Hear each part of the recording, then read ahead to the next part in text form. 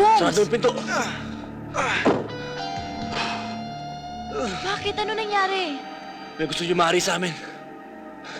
Tol, pumunta ka kay Ninong. Kwento mo yung nangyari. Sige, Tol. Mag-iingat ka. Baka may nakakalat dyan sa labas. Sarado yung pinto.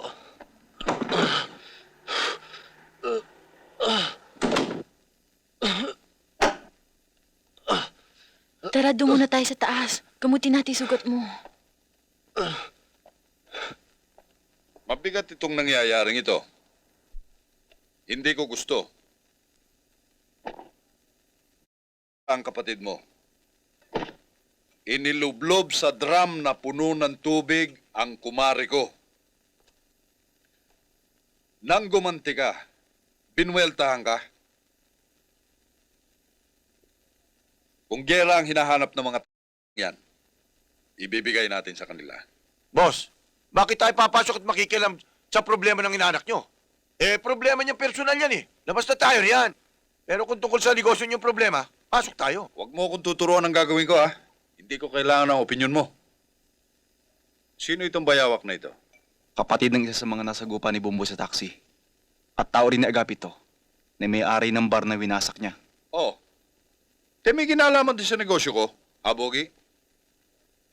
Noel, kunin mo yung para kay Bumbo. Yes, boss. Anak, paggaling mo, pubueltahan natin ang mga Excuse me, palamig muna kayo. Sino ito? Ano mo si Bumbo? Ha, Ninong, Kwan, kaibigan ko. Siya nag-aalaga sa akin. Magandang bata ito, ah. Ito. Ito, panggastos mo, ha? Ganyan ako mag-alaga ng tao ko. Protektado na, may panggastos pa. Ito, kunin mo ito. Basta taalagaan mo lang mabuti ang inaanak ko. Ha?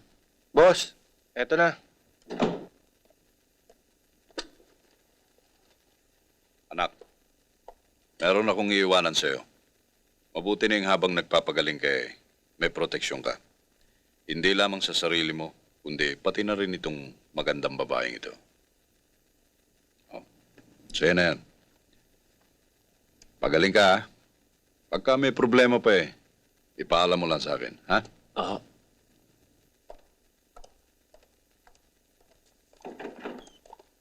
Oy, pag binuweltahan ka rito ni Bayawak ha, magtago ka sa likod ng girlfriend mo. Tsak na hindi ka tatamaan ng bala. Malaki ang pananggal ang nasa harap nito eh. Ha?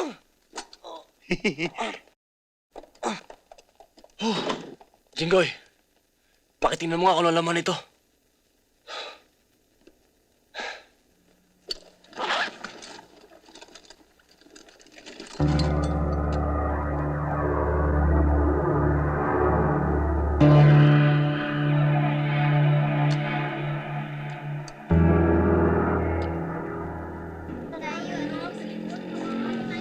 Bukas na lang.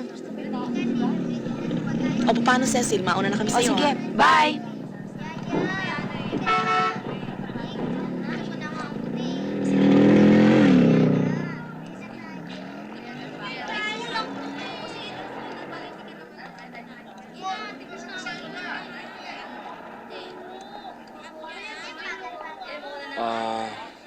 Pwede ba makisabay?